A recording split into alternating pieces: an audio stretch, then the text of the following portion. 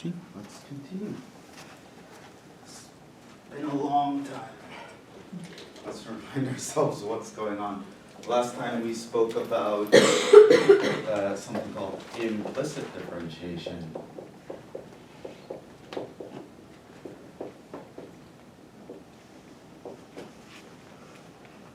And this is basically comes down to finding derivatives of implicitly defined function.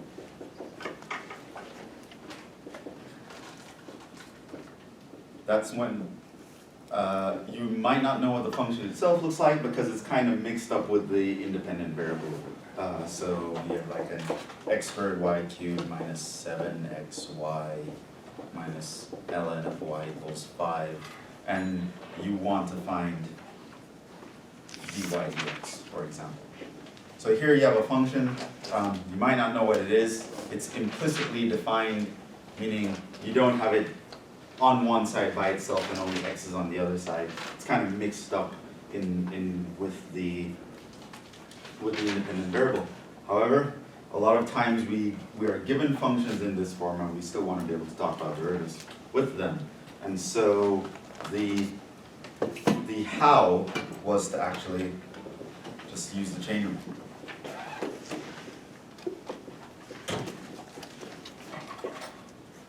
Meaning when finding, say, d dx of something,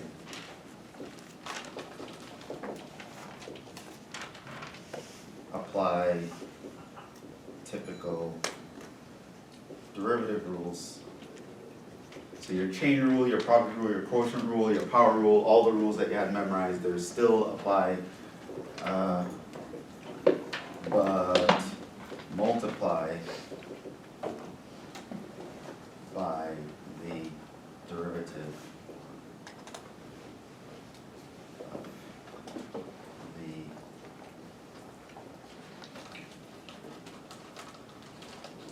function if it's not x. So, I don't know if that's too complicated, but I just randomly wrote this down on the board. Let's actually just do that one.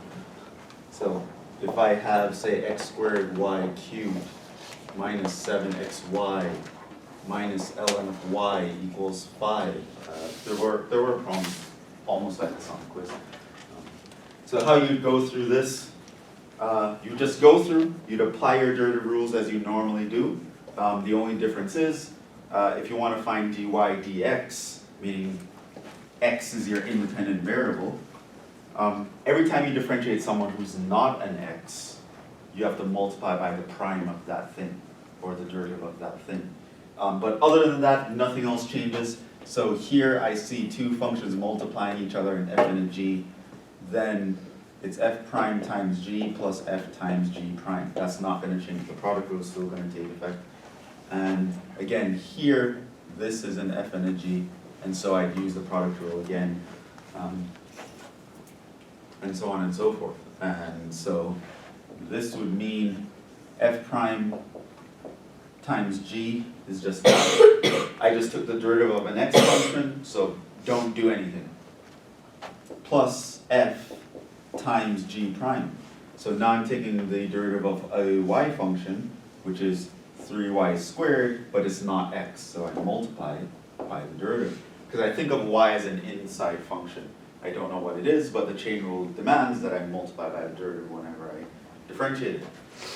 Similarly here, I'm going to do the product rule. So the derivative of minus 7x is minus 7, leave the y alone, plus, now you leave the x alone, the minus 7x, leave it alone, differentiate the y. Well, that's just y prime. We have a rule that says the derivative of ln u is what?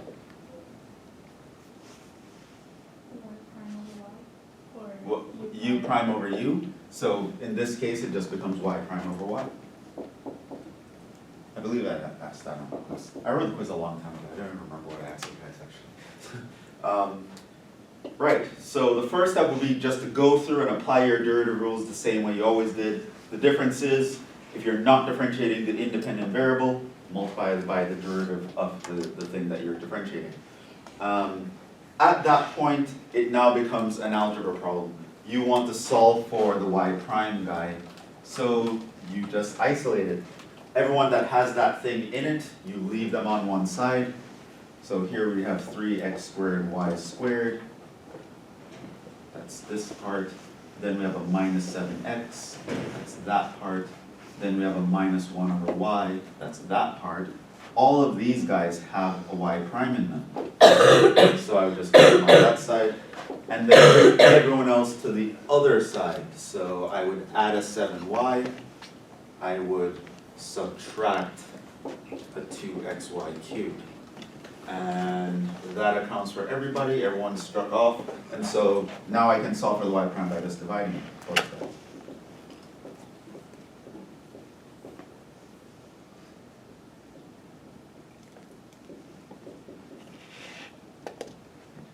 Which, if you want, you can simplify that by multiplying by y over y to make it a nicer fraction. But I probably wouldn't care, but if you're looking at the textbook, say, the textbook would not put that as the answer in the back of the book. Chances are they'd write it something like a 7y squared minus 2xy to the fourth over 3x squared y cubed minus 7xy minus 1. Is probably how they would work. But that was the idea. So that was the basic idea. Another thing we discussed last time was the fact that in the case of implicit differentiation, a lot of the times, the function itself will be a part of your answer. So you'll have the derivative of the function, but it's in terms of the original function itself. So notice that there are y's here. And in general, that is correct. The idea is, if we were able to solve for the y and actually plug it into these positions, that would be what the derivative is going to be. So we don't really worry about that too much. It's okay to have y's in your answer. The important thing when you're solving for something like a y prime is that you don't have y primes in the answer. But as long as you don't have y primes in the answer, it is okay. This is a derivative. It is useful in all the contexts where a regular derivative would be useful. So it also tells me about the slope of this curve. So there is some function defined by y here, which I don't even know what it is. You can't actually solve for y here. But whatever it is, I know that this is the formula that will give me the slope at any point. Give me an x and y coordinate. I'm going to plug in the x in this position and the y in these positions, and I'm going to find the slope. And then I can talk about all sorts of things from that. Increasing, decreasing, concavity, maximums, minimums. I have the power to talk about a lot of things that calculus can get us to. Okay, so that's kind of where we got up to last time.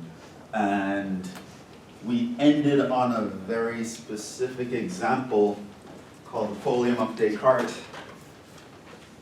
Guy who came up with a Cartesian plane. I think, therefore I am. Mr. René Descartes.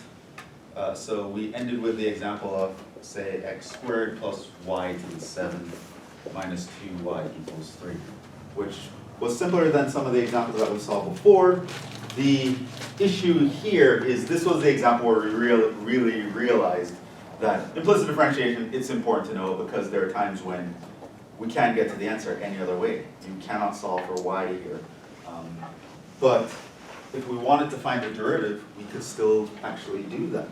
So, and this is a repeat of last time. So you just go through, do the derivatives as usual. 2x plus 7y to the 6, y prime. Every time I'm differentiating something that's not an x, multiply by its derivative. 2y prime equals 0. And then if I want to find the y prime, it's going to be minus 2x over 7y to the 6 minus 2. So that's what we got last time.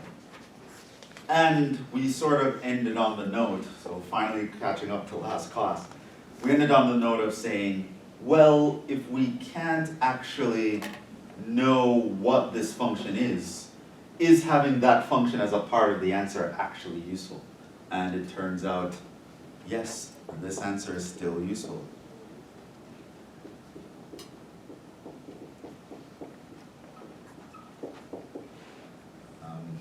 I will give you an example of a situation in which which it is useful. Example, find the, I think I actually gave you guys what this picture actually looks like. So it wasn't even a function really, because it didn't pass the vertical line test, but it kind of looked like this. Okay. Like the outline of an octopus or something. And those go off forever. But here is an example. Is that a minus 2y or plus 2y? Minus 2. Okay, so here's an example. Find the equation of the tangent line. I'm going to kill two birds with one stone here. I'm going to talk about one situation in which a tangent line is actually useful versus how knowing this answer is still actually useful. To the above curve at the point 2, 1. So now the first thing that you would want to realize is that that point 2, 1 is actually on the curve. Right? This is actually on the curve.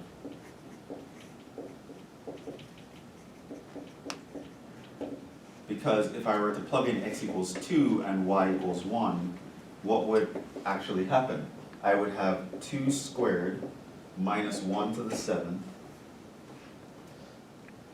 minus 2 times 1 plus 1 to the 7th minus 2 times 1. This is going to be 4 plus 1 minus 2. And that is actually 3. So this point is actually on the curve. And that is one reason why this is actually useful. There are times when we cannot actually find what a function is in general, like I couldn't give you a general formula, but I could figure out certain points on that function, right? And there is a math class that you guys probably don't have to take called numerical analysis, where a big part of that class is doing learning techniques to do just that. I have a random function, I really don't know a formula for it, but can I find coordinates on that function? Can I approximate points? Can I know locally what's going on? And a lot of times that is super useful. One of the reasons it's going to be useful is in finding a tangent line. So, knowing that this point is there, how would you go about finding the tangent line? So let's remember how to find the tangent line. What do we need for the tangent line? We need the derivative, which we have the derivative. What do we do with the derivative? Plug those points into the equation. And what does that give us? The slope. So we want first the slope of the tangent line. What is the slope? It is going to be y prime evaluated at 2, 1. So I'm going to go to that expression. I'm going to plug in 2 for the x and 1 for the y. So it's minus 4 over 5. So I actually know the slope. Right? I have no idea what a formula for this function is, but I know the slope at that coordinate. What else do I need for a tangent line?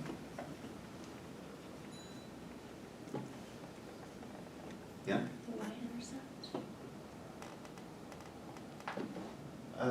Sure, but more specifically, a point. It doesn't have to be the y-intercept, but knowing any one point that the line passes through is going to be good. Here I also already know a point. So x1, y1 is 2, 1. So now the tangent line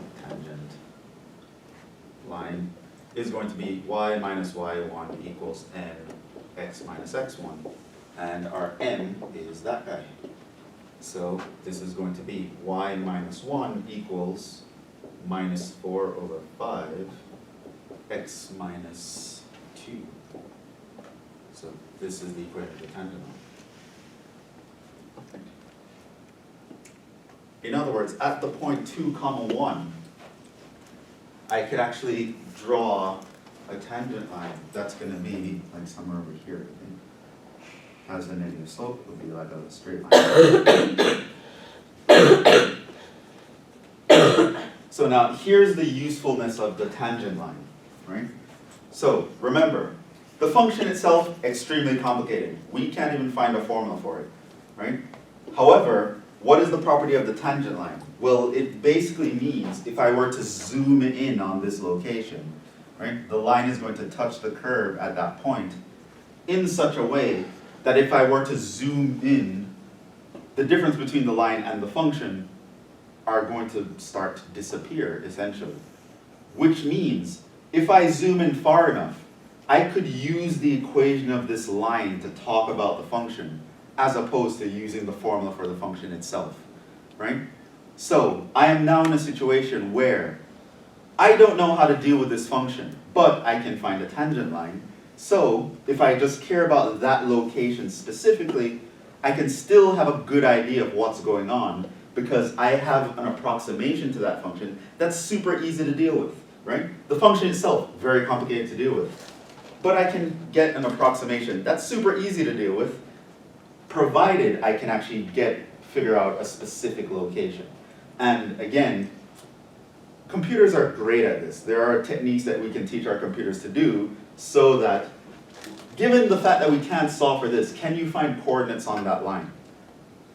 A computer, you'd be able to program a computer to be able to do that.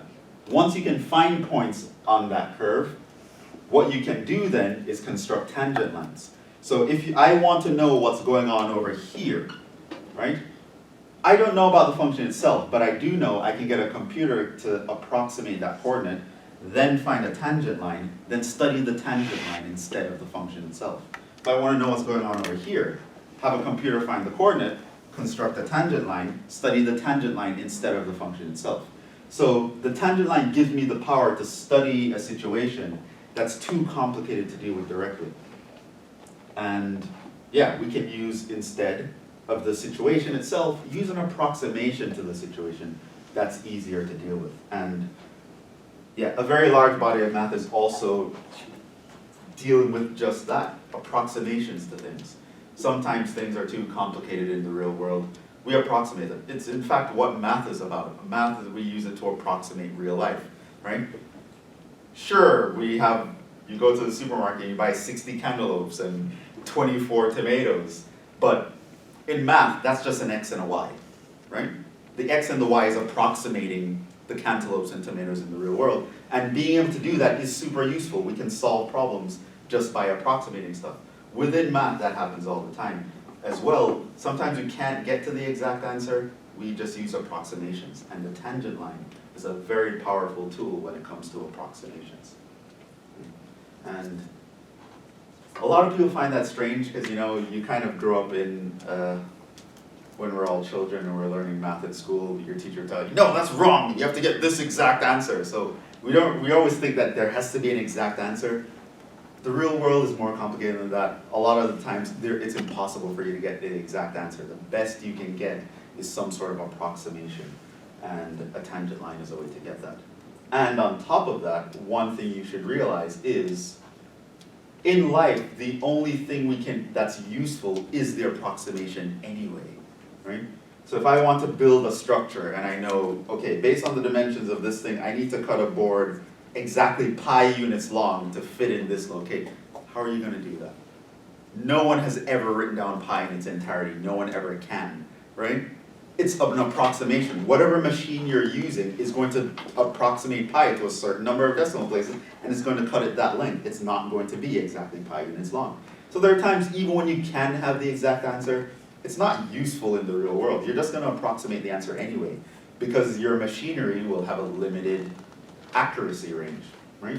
So you're always going to truncate stuff to use them anyway. So approximation is an important thing, knowing how to approximate an answer.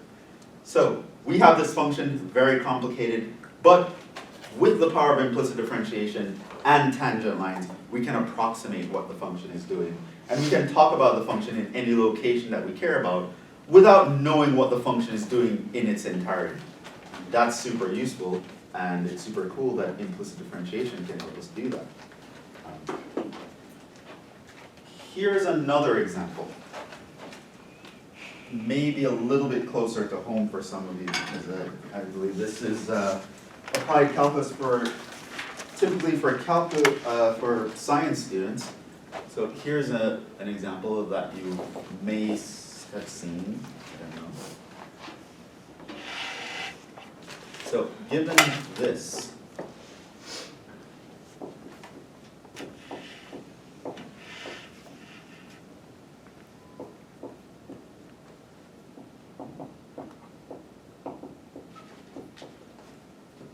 find dv dp.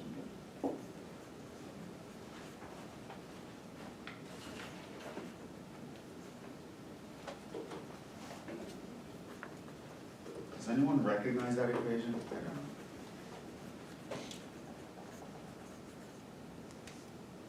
Is it from physics? No, it's from chemistry actually. Oh, good. Is anyone doing chemistry? Unfortunately. Unfortunately, yeah. Yeah, chemistry is tough here. Yeah, I know.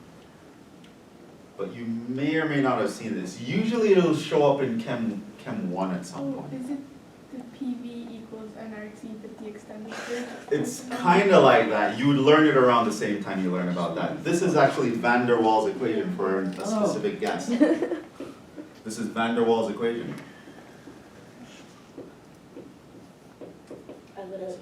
I just threw up. You just said what? Nothing. I said I just threw up at the fact that Chemistry. Okay, I threw up in my mouth a little bit knowing that now we're doing chemistry projectile. for a specific gas. Right? So this is how the P would stand for pressure and the V would stand for volume. So van der Waal was studying the pressure and volume of a specific gas, and this is the relationship he came up with. It wasn't just a nice, oh, P is over here and V is over there. No, this is how, like when you study it, this is the relationship. The V and the P is mixed together. But you might want to know, if I start in changing the pressure by at a certain rate, how is the volume going to change at what rate, right? Now, if you want to know what the values are at a specific point, you use van der Waals equation. But when we're talking about how fast are things going to change, how fast is the volume going to react once I make the pressure react at a certain speed? Or vice versa, how is the pressure going to react when the volume? So you could even talk about dp dv, right? So you have two quantities that you want to know, how do they relate to each other in terms of speed? If I move one at this speed, how fast does the other one react, right?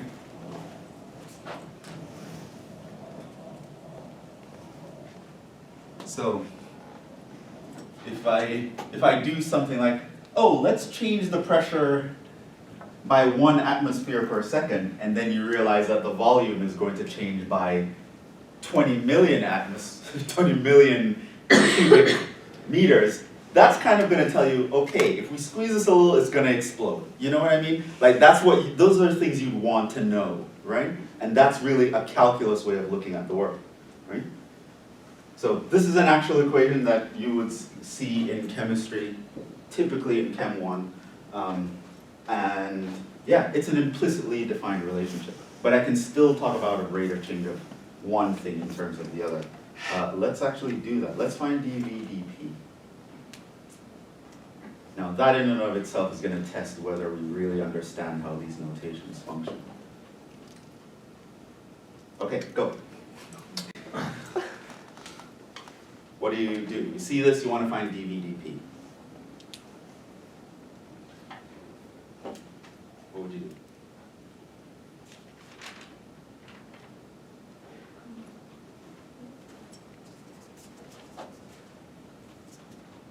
Yeah? Would you do the product rule on the left side? Product rule. So notice here, this you can think of as some big F, that you can think of as some big G. Right, so product rule is how you'd approach it, right? So again, we're trying to apply the concepts and formulas that we've learned to some random example.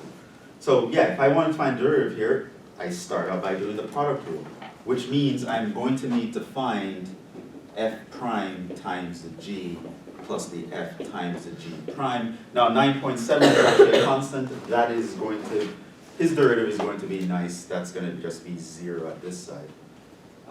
Now let's focus on the derivatives here. What would F prime look like if this is that?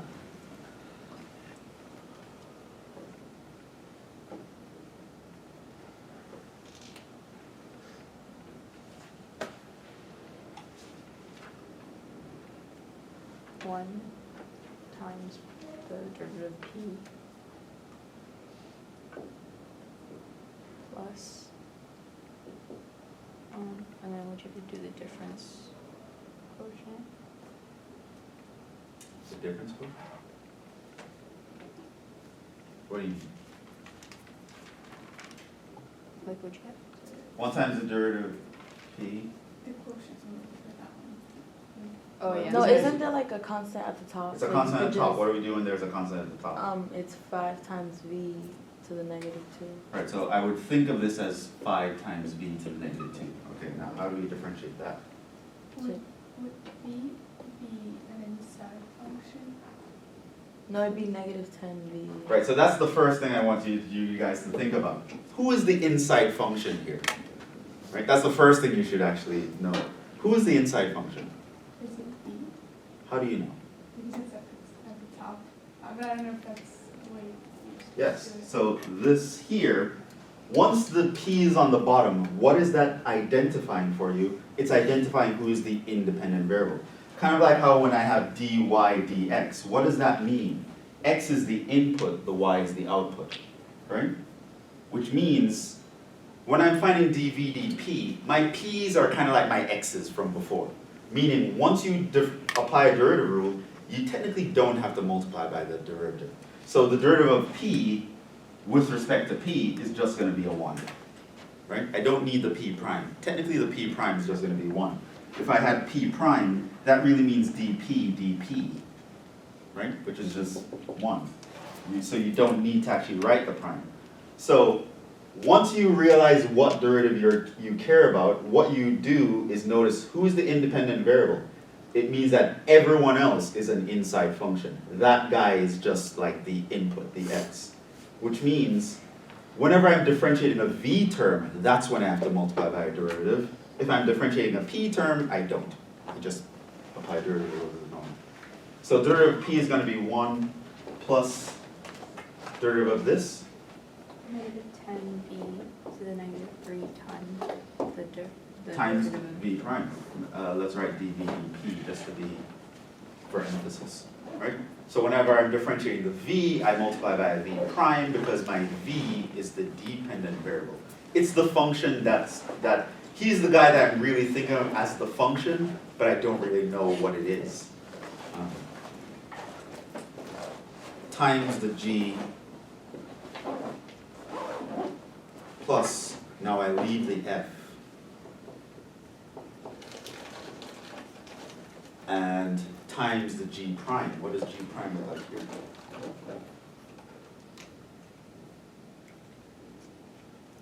Derivative of v prime. is v prime, right? dv dp. Derivative of 0.03 0. is 0. So that's the derivative. Now, of course, I want to find this guy.